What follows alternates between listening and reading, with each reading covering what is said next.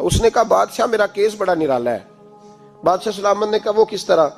کہنے لگا یہ میرے پاس ایک تھیلی ہے، میں نہ سفر پہ جانے لگا تو یہ تھیلی پوری ہیروں کی بھری ہوئی تھی۔ فلاں علاقے کے جو قاضی صاحب ہے نا، میں جاتی دفعہ میں کہیں سفر پہ جا رہا تھا تو میں ان کے پاس چھوڑ گیا کہ رستہ لمبا ہے، کہیں کوئی مجھ سے چھین نہ لے، ہیروں کی بھری ہوئی تھی۔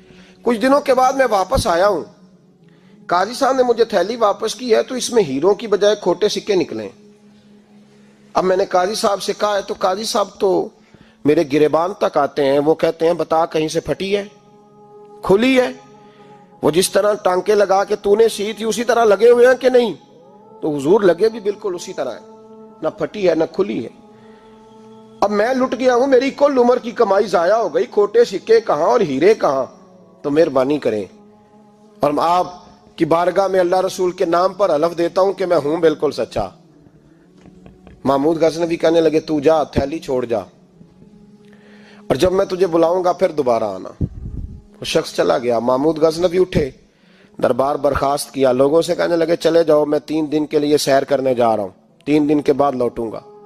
اکیلے جب رہ گئے نا محمود دربار میں تو محبوب نے چھری منگائی۔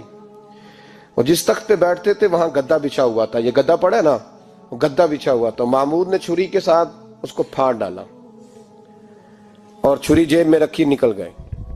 کہنے لگے میرے بعد کوئی میرے دربار والے احاطے میں داخل نہ ہو۔ محمود چلے گئے۔ اب وہ صفائی کرنے والا جب آیا نا، اس نے آ کے دیکھا تو گدا تو پھٹا ہوا ہے۔ اس نے شور ڈال دیا، پہرے دار بھی آ گئے، فلاں صاحب بھی آ گئے، فلاں صاحب۔ اس نے کہا او خدا کے بندو، اس کا گدا پھٹ گیا ہے، وہ تو مار ڈالے گا۔